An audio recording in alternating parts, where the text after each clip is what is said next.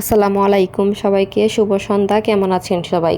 আজকে সন্ধ্যায় আমি একটা নাস্তা বানাবো, সেই জন্য আমি চিকেনগুলো সুন্দর করে কেটে নিচ্ছি। তো সবাই আইডিয়া করেন কি রান্না করতে পারি।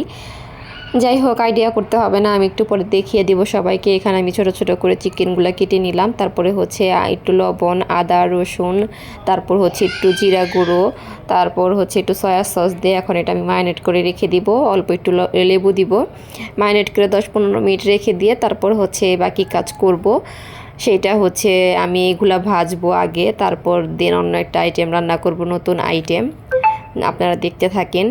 তো আপনারা কে কে এইভাবে আমার মতো এই রেসিপিটা খান অবশ্যই কমেন্ট করে জানাবেন। এখন আমি চিকেনগুলো সুন্দর করে ভেজে নিব। আসল কাহিনী হচ্ছে আমি নুডলস বানাবো, সেই জন্যই আমি চিকেনগুলো ছোট ছোট করে কেটে ম্যারিনেট করে ভেজে নিলাম। আর এদিকে আরেকটা চুলায় আমি নুডলস সিদ্ধ বসিয়ে দিলাম। এইদিকে চিকেনগুলো ভাজা হয়ে গেছে সুন্দর করে। তারপর আমি 2টা ডিম ভেজে নিব। তারপর হচ্ছে ডিমগুলোও সুন্দর করে ভেজে উঠায় রাখবো। তো এইভাবে বাসায় কে চিকেন দিয়ে নুডলস রান্না করে খান আমার মতো অবশ্যই কমেন্ট করে জানাবেন। তো নুডলসটাও সিদ্ধ হয়ে গেছে, এটা আমি পানি দিয়ে আগে ধুয়ে নিব, কারণ এটা পানি দিয়ে না ধুয়ে রাখলে হচ্ছে একসাথে দলা বেঁধে যাবে।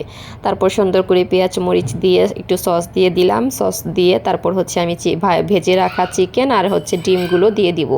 তারপর এটা কতক্ষণ ভাজা ভাজা করে তারপর এখানে দিয়ে দিব নুডলসটা দিয়ে অল্প কিছুক্ষণ নাড়াচাড়া করলেই সুন্দর নুডলস রান্না হয়ে যাবে। তো আমার আজকের নুডলস রান্নাটা আপনাদের কেমন লাগলো অবশ্যই কমেন্ট করে জানাবেন। আর এখন আমি একটু দিয়ে দিব নুডলস মশলা, কারণ আমি খুব একটা নুডলস মশলা পছন্দ করি না, সেই জন্য অল্প পরিমাণেই দিলাম। যাই বলেন, নুডলসটা কিন্তু সেরকম মজা হয়েছে।